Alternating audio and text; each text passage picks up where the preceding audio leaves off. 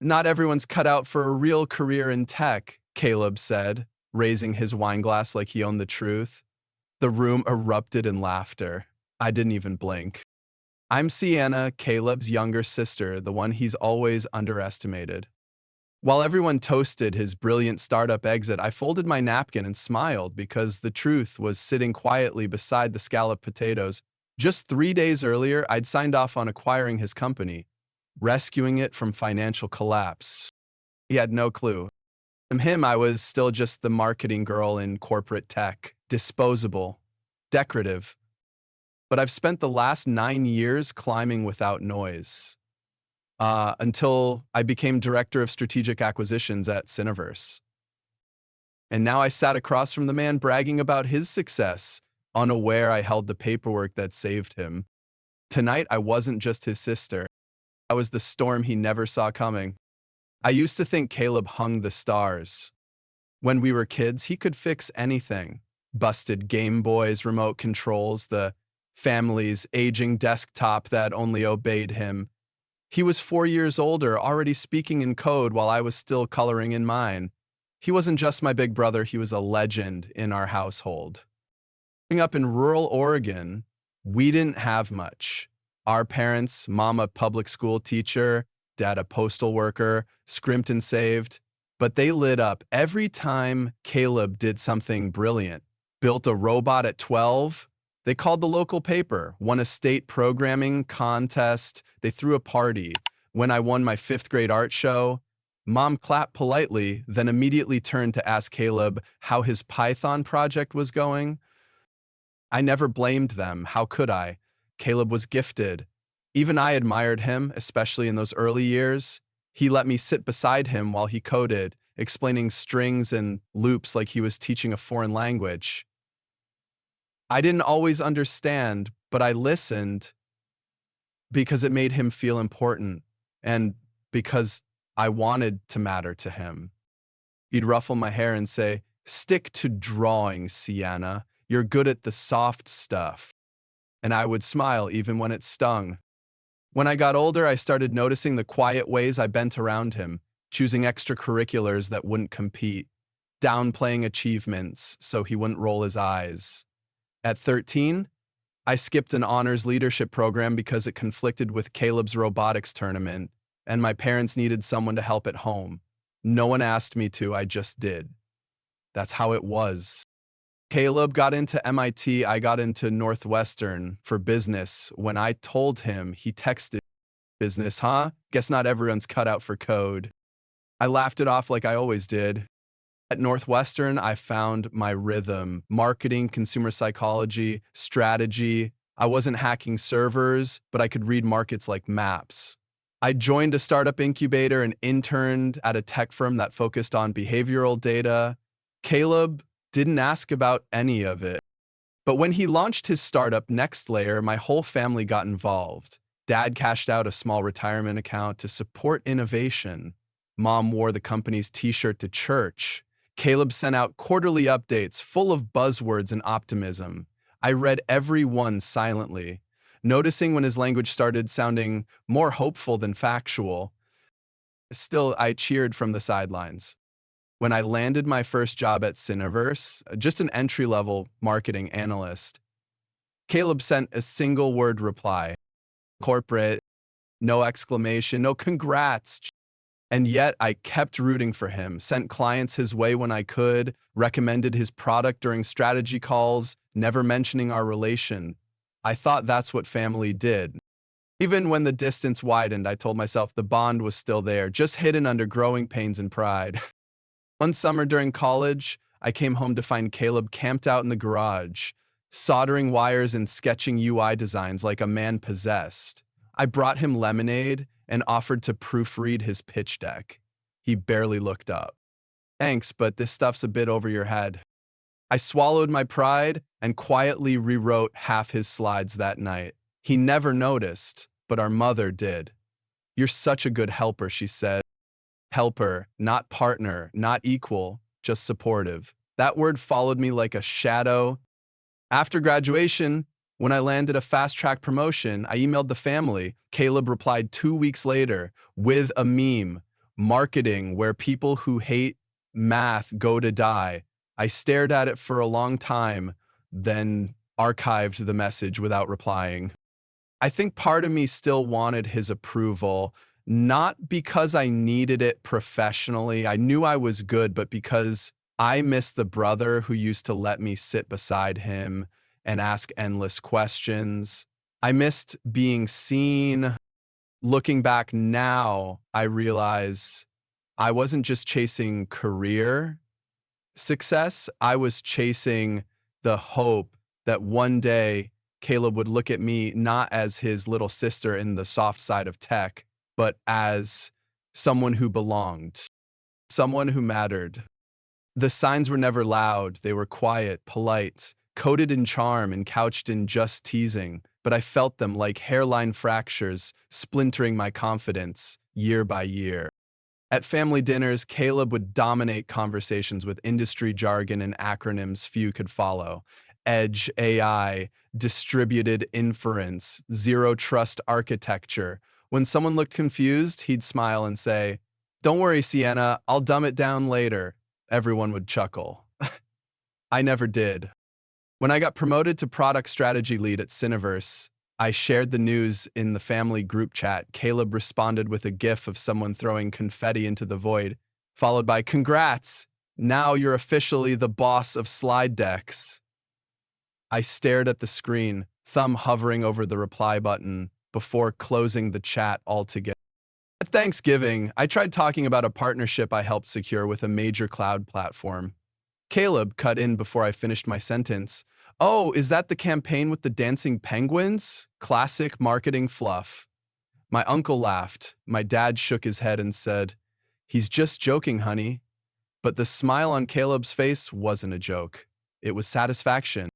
He never asked real questions, never wanted to know what I actually did, and slowly, no one else did either. It was easier to let Caleb steer the conversation, to let him bask in his brilliance while I passed the mashed potatoes and swallowed my pride. Even when I brought home Michael, my boyfriend, a kind, brilliant high school teacher who adored me, Caleb shook his hand and said, "So, you teach history? Wow, a whole different kind of outdated code." Michael smiled, but I saw the flicker of embarrassment behind his eyes. Later, he asked if that was normal. I told him it was. I didn't say it hurt.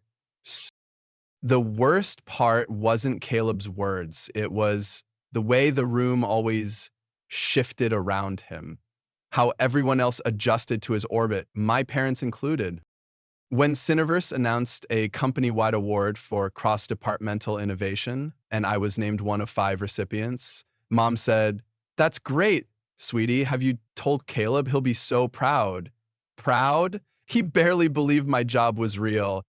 Once, I overheard Dad on the phone with a neighbor. "Yes, Caleb's doing great, startup founder. And Sienna, well, she's in tech too. I think she does brand strategy or something." He didn't mean harm, he just didn't know, because no one had really asked, and I had stopped offering.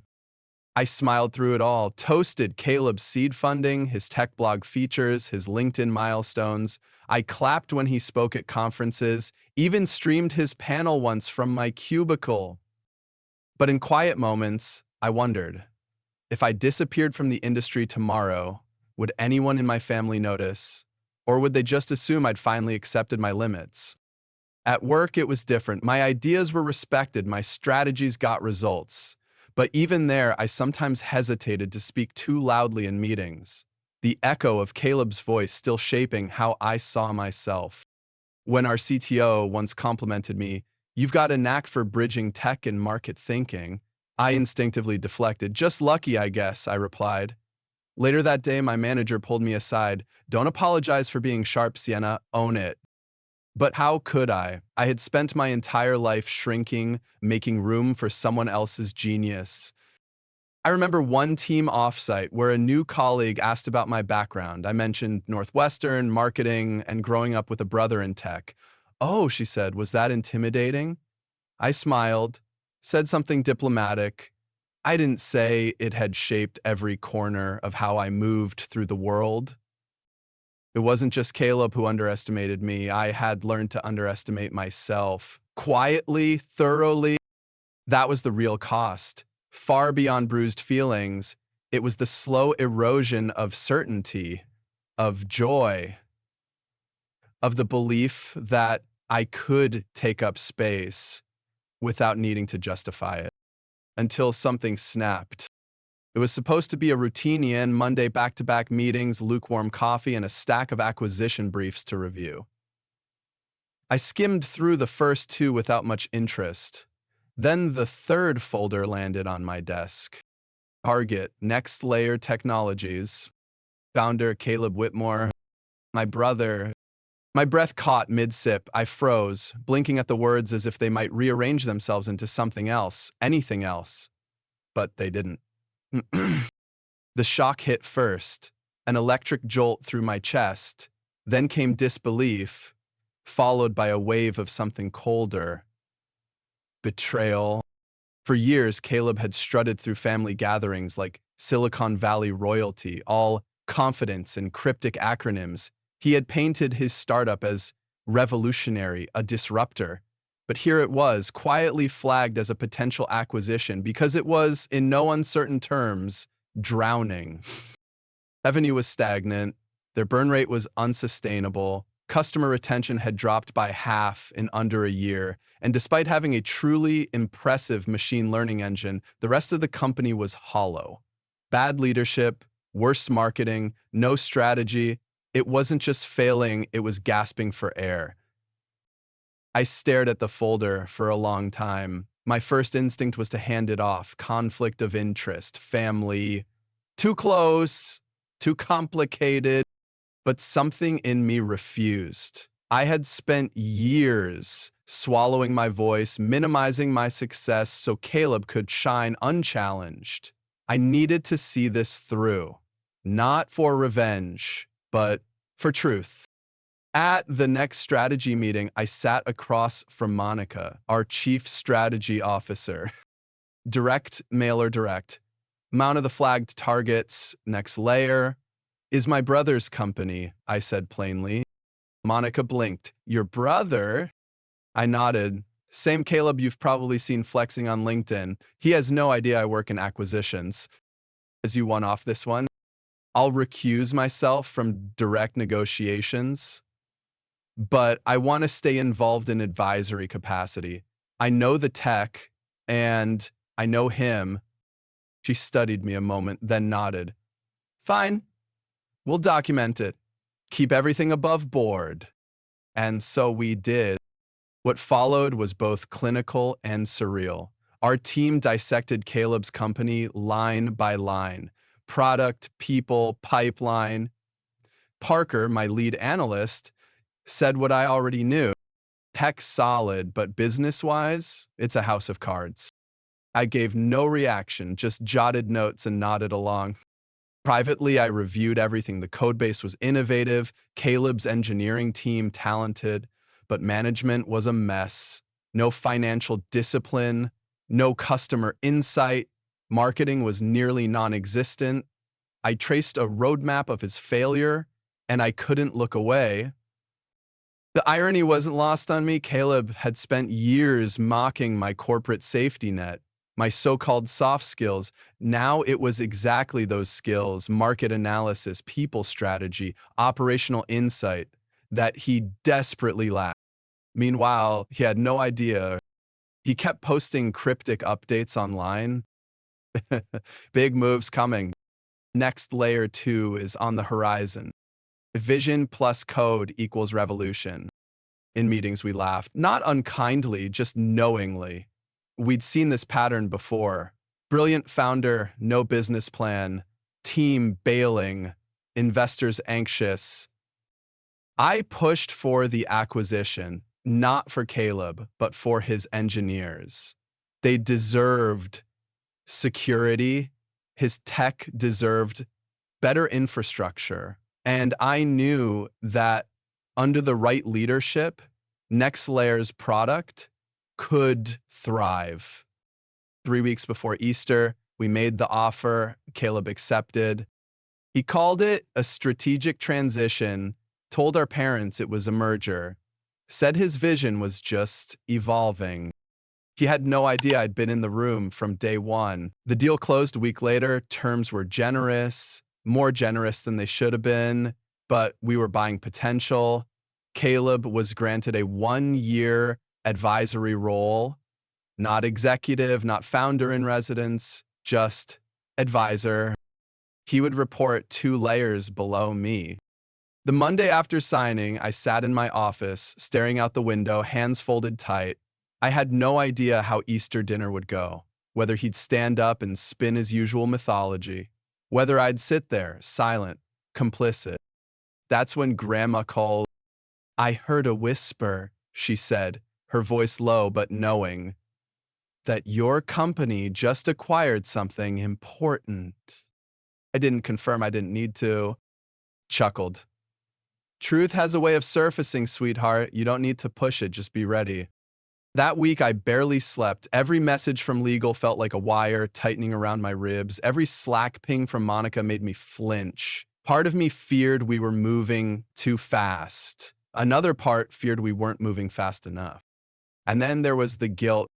Not professional guilt. I had disclosed everything, followed protocol, stayed objective. It was personal, the kind that rooted in childhood bedrooms and sibling hierarchies, the kind that asked, am I betraying my family just by doing my job? I thought about Mom, about how she still used Caleb's high school trophies to prop up photo frames, about how Dad bragged to the neighbors about our startup genius. What would they say if they knew I'd helped dissect his legacy?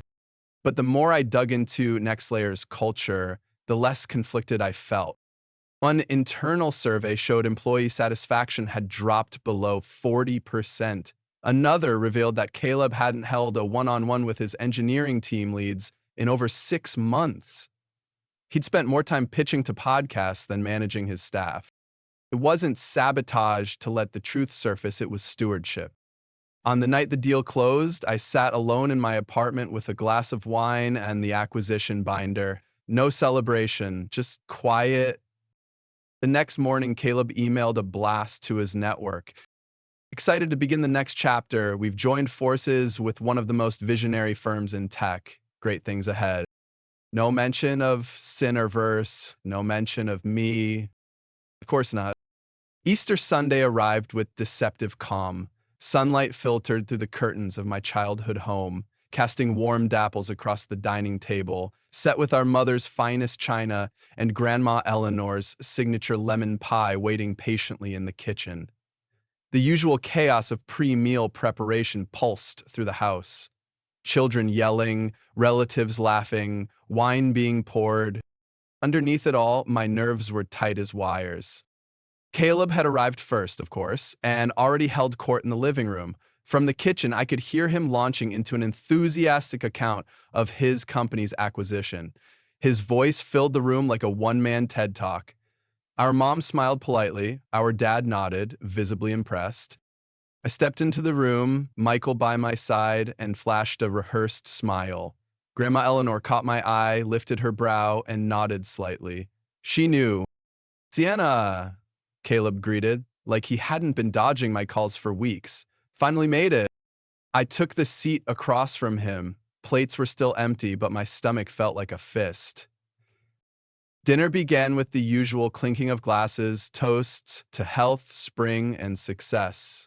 Caleb raised his glass higher, and to knowing when to cash out, polite laughter followed. Mine didn't. Midway through dinner, scalloped potatoes, green beans, Aunt Laurel asked, how's work going, Sienna? Still with that tech company? Before I could speak, Caleb jumped in. Yeah, she does marketing, corporate side. I swallowed my frustration. Actually, I head the strategic acquisitions department. He blinked. Still under marketing, right? No, I said clearly. I'm the director. I recommended the acquisition of NextLayer. Utensils stopped clinking, forks froze mid-air, even the kids seemed to go quiet. Caleb's color drained. You what? I evaluated your company's data, retention rates, burn rate, debt projections. Mom looked between us. Your company bought Caleb's. Dad frowned. Why didn't you tell us? I turned to Caleb. I thought he might want to tell the story himself. Caleb scoffed. So this is your gotcha moment? It's not about you, I said calmly. It's about the business. Grandma Eleanor set down her fork. Or maybe it's about finally seeing both sides of the story. Caleb stood, knocking his chair back. You all think she's the hero? She sabotaged me. You sabotaged yourself, I said softly. You dismissed the work I do for years. Now you're angry because I had to save what you nearly lost. The room held its breath. Heather, quiet until now, spoke gently. She's right. We were close to missing payroll more than once. That stunned Caleb more than anything I'd said. Mom gripped my hand. I'm sorry we didn't ask more. Didn't see you. Dad nodded. We missed it. We missed you. I smiled faintly. I'm not invisible anymore. Caleb didn't speak. When he looked up again, the arrogance was gone, replaced with weariness. I didn't know about your role, your influence, because you never asked. He nodded slowly. Maybe we start asking now. Michael squeezed my hand beneath the table, pride in his eyes. Heather smiled awkwardly. Honestly, this explains why everything with the acquisition went so smoothly. Grandma Eleanor, unfazed by the drama, calmly resumed her meal. Sometimes the truth takes a little longer to make it home. Darren, my younger cousin, muttered, "Best Easter dinner ever." The rest of the meal played out in quiet tension. Caleb didn't dominate the conversation for once. When he did speak, he listened, really listened, which felt like a miracle. Later, after Grandma's lemon pie and post-dinner cleanup, Mom embraced me tightly in the kitchen. I'm so proud of you, she whispered. I didn't realize how much you carried alone. Neither did I admitted. As we prepared to leave, Caleb caught my arm. You did what you had to do, I get it now. I looked at him. It wasn't revenge, it was about value, yours and the team's. He nodded. Maybe next time. We build something together. For the first time, I believed he meant it. That night, the house felt the same, but everything had changed. I was no longer a footnote in Caleb's story. I had written a chapter of my own, and though dinner had ended, the reckoning had just begun. We were no longer playing roles in someone else's script. We were writing our own. After everyone had left and only a few of us remained to help clean up, Caleb sat silently on the porch. I joined him, coffee in hand. I really didn't know, he said, voice low, about your position, your influence. I know, I replied. That's why it worked. He looked at me, defeated. I was too busy proving I was the smartest guy in the room. And I was too busy trying not to be noticed, I said. Maybe we both made mistakes. We sat in silence, the kind that wasn't empty, but thoughtful. For once, we weren't siblings competing for space. We were two professionals, two people, finally acknowledging reality. He turned to me. So what happens next? You learn to work with your new team, you contribute, and maybe one day you create something new. This time, with help. He smirked. Will you help? I sipped my coffee, if you ask nicely. He laughed, genuine for once. Inside, our parents talked in hushed voices, still reeling from the revelations. But they were asking questions now, real ones. My grandma watched from the window, her expression unreadable but content. Later, when Michael and I drove home, he glanced at me. So, not a bad Easter? I smiled. Best one yet. The truth had taken a seat at our table, and no one could pretend they hadn't seen it. Change had begun.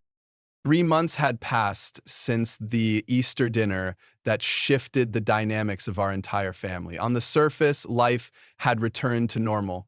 But beneath that calm, a quiet transformation was underway, especially between Caleb and me. Every Tuesday, we met for lunch in the Synergy Tech cafeteria, a new ritual born from necessity, but slowly becoming something more, collaboration. Caleb was adapting to his role as technical advisor during NextLayer's integration, and I as director of strategic acquisitions, oversaw the alignment of the product roadmap. Our early meetings were stiff, professional, careful, but that formality slowly melted away. Caleb, for all his bravado, was a fast learner. He no longer mocked marketing or business development. Instead, he asked about customer pain points, competitive strategy, and the cost-benefit analysis of integration decisions. I talked to Marcus about the AI module, he said one Tuesday.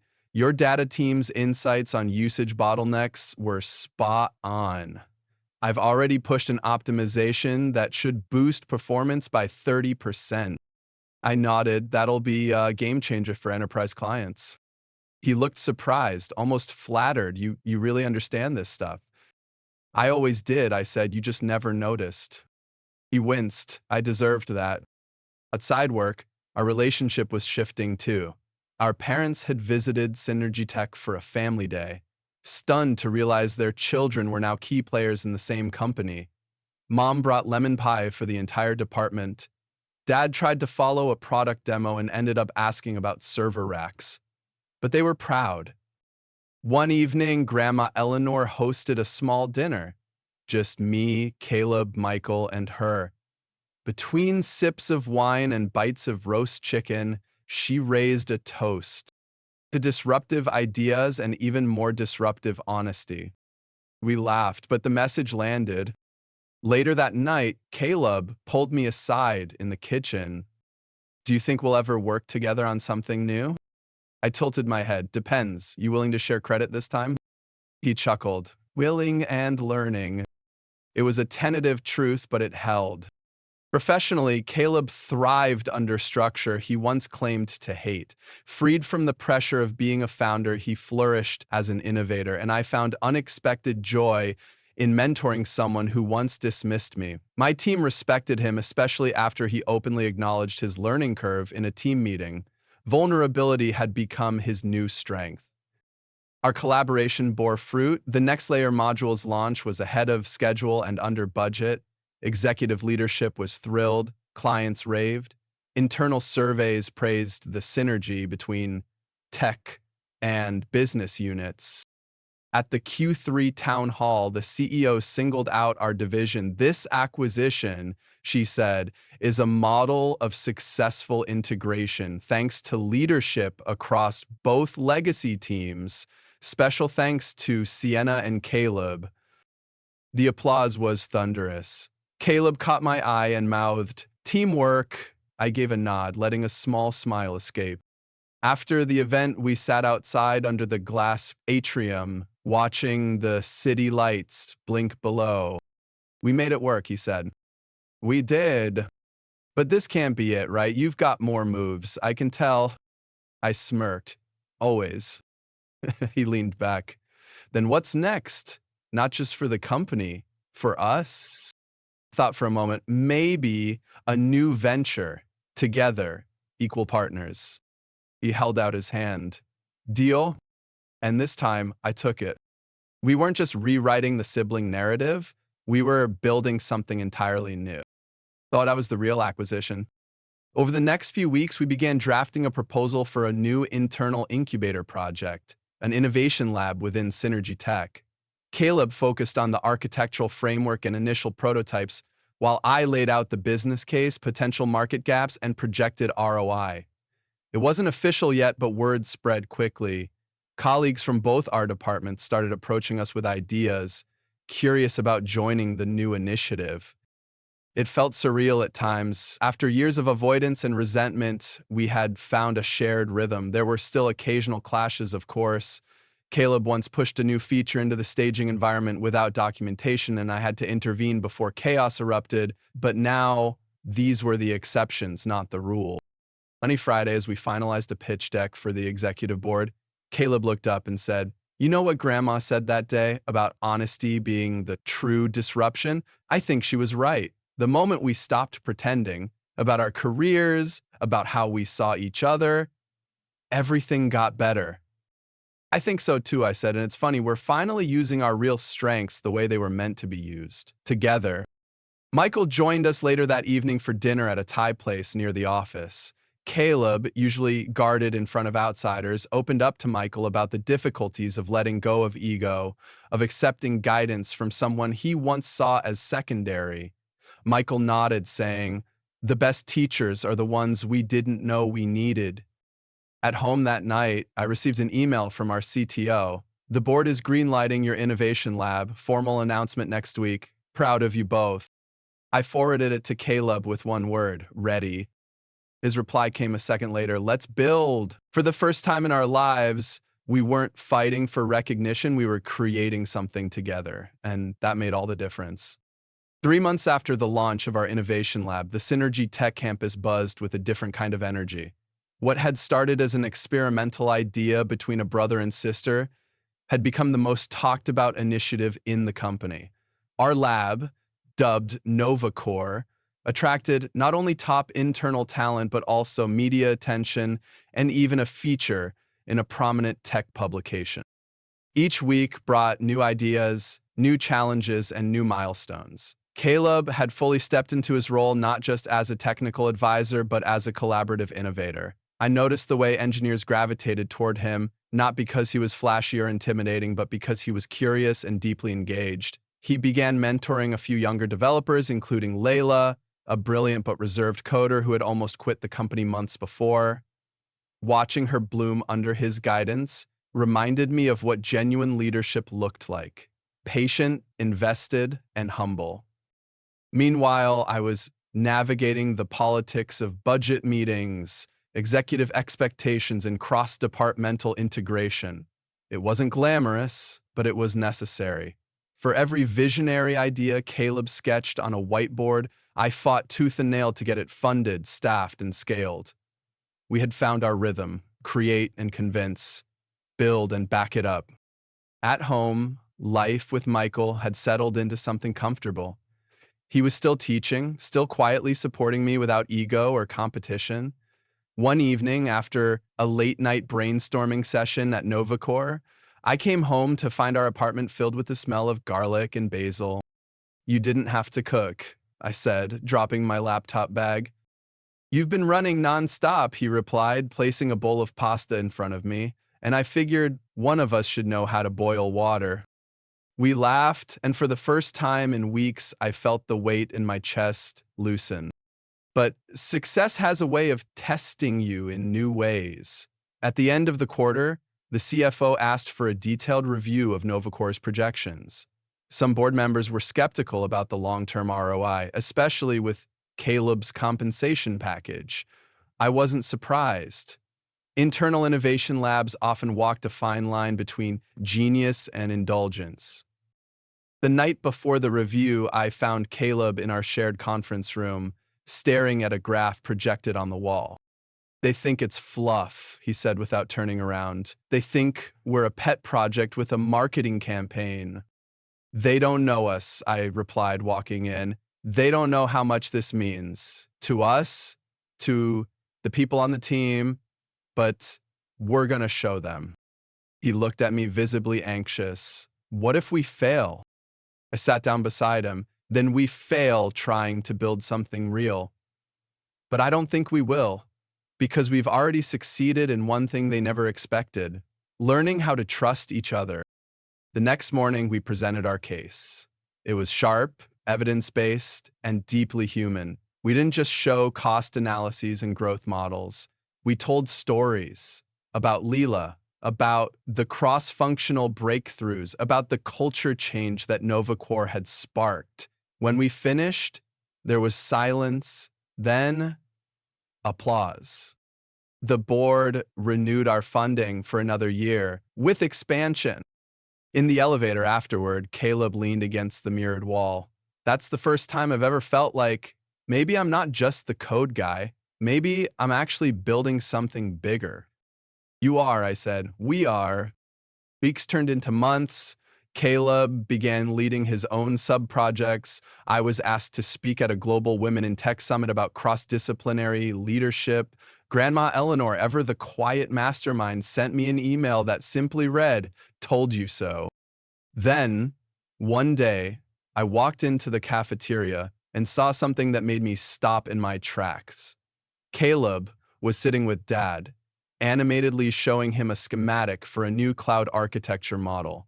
And Dad, my father, who once couldn't set the DBR, was asking real questions. Later that night, Caleb texted me. He said he's proud of me. For the first time since MIT, I stared at the message for a long time.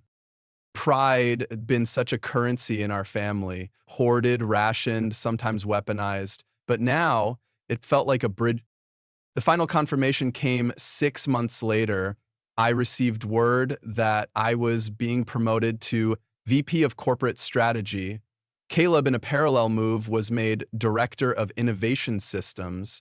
Our titles were different, our teams separate, but our path was undeniably shared. At the announcement ceremony, Grandma Eleanor stood in the back, dabbing her eyes with a handkerchief. Afterward, she hugged me tightly. "You didn't just survive," she whispered. "You transformed, and you brought him with you." I pulled back, suddenly emotional. "I couldn't have done it without you." She smiled. "That's what grandmothers are for." Caleb approached then, offering me a genuine, no-joke hug. "We're not done, you know, just getting started." I nodded. "Let's make it count." And as we stood there, two siblings once divided by pride, now united by purpose, I knew this wasn't just an ending. It was the beginning of our best work yet. In the months that followed, NovaCore's influence grew beyond anything we had anticipated. Other departments began mimicking our model: agile, collaborative, cross-functional. HR started referring to our transformation in onboarding materials. The culture of the company was shifting, slowly but undeniably. And it all stemmed from a simple, painful truth told at a dinner table months before. At a family brunch the following spring, Mom surprised us with a framed newspaper clipping. The tech article that featured both Caleb and me, side by side as leaders of Synergy Tech's future. It sat on the mantel for the rest of the meal, a silent, shining testament to how far we'd come. This time, when someone toasted to success, it was Grandma who added, "To the ones who dared to rewrite the family script." And we clinked glasses, smiling not in rivalry but in recognition. It was a quiet Friday morning when the call came through. "We're moving forward with the Vistara merger," my CEO announced, "and I want you to lead the global strategy side of the integration." I paused. Vistara Systems was one of the most talked about startups in AI infrastructure. Brilliant products, strong patents, but an intense and siloed internal culture. A merger would make headlines and transform both companies, but it would also mean working closely with someone I'd grown increasingly aligned with, my brother Caleb. That night on my balcony, wine in hand, I told him the news. "Would you do it?" I asked. He leaned back. "Depends. Is this a merger or a hostile takeover?" We both knew what that meant. Vistara had a reputation, and neither of us was willing to be a figurehead or token leader. So I made a proposal. We write the integration plan together, no politics, no egos. We dove in. For 2 weeks, we dissected company cultures, anticipated clashes, and proposed unified systems.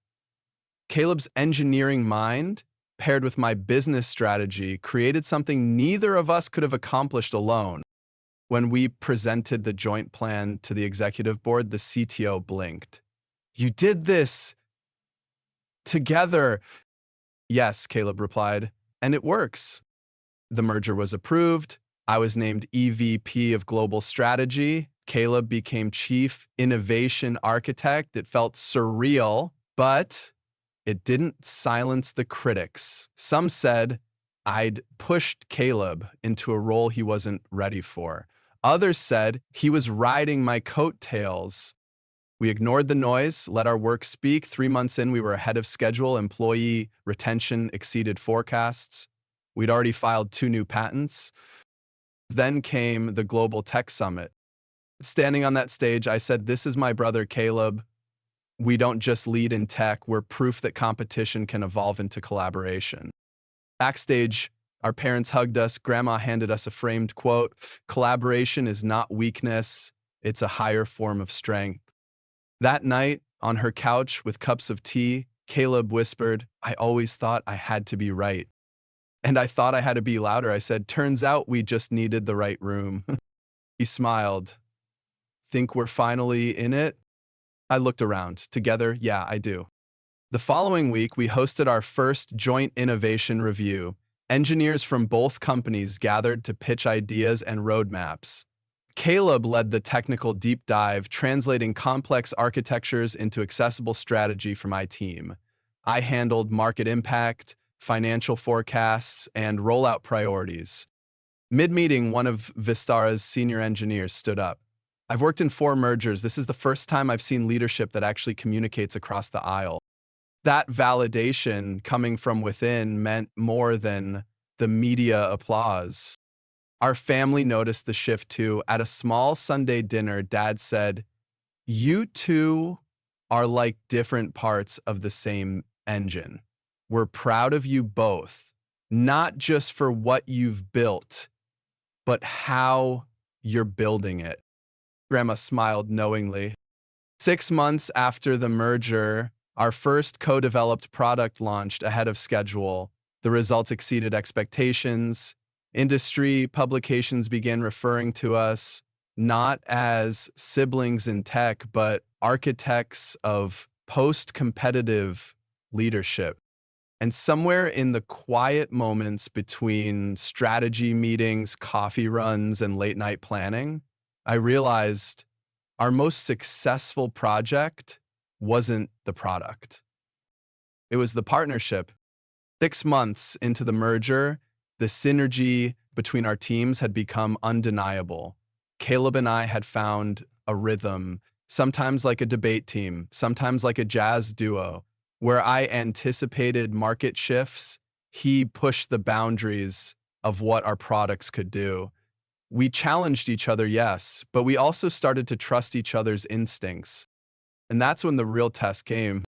Synergy Tech's board wanted to expand into the European market through a joint venture with a legacy infrastructure firm. On paper, it was a safe bet. Broad footprint, reliable revenue, decades of relationships. But I saw warning signs. The partner firm's innovation pipeline was stagnant, their workforce aging, and their digital transformation mostly cosmetic. I voiced my concerns during an executive meeting. We'd be anchoring ourselves to a sinking ship, I warned. Caleb remained quiet throughout. Afterward, I cornered him. Do you disagree? No, he said slowly. I just don't want to undercut you in front of the board, but you're right. Their stack is a mess, and they're 5 years behind in data compliance. So we pivoted. We proposed an alternative, partner with a fast-growing Scandinavian startup. Riskier, yes, but far more aligned with our innovation goals. The board hesitated. Too young, too small, too fast. But we made our case, backed by research and a 5-year roadmap. They think we're gambling, I told Caleb the night before the final vote. He shrugged. They're used to legacy logic. We're proposing future logic. We won. The partnership was approved by a narrow margin. 3 months later, the Scandinavian team delivered a pilot integration that cut costs by 18%. The board sent an email congratulating the leadership team. No one mentioned the debate. But we knew that night, Caleb showed up at my door with takeout and a grin. We made a bet, he said, and it paid off. We made a plan, I corrected. He raised his chopsticks like a toast to future logic. Over noodles and laughter, we talked not just about work, but about life, about the years lost to rivalry, about Grandma's unwavering belief in both of us, about how strange it felt, this peace, this mutual respect, this quiet pride. Before he left, he turned and asked, do you ever regret not calling me out sooner? Sometimes, I admitted. But maybe we both needed time to become the people who could actually hear each other. He nodded. We're listening now.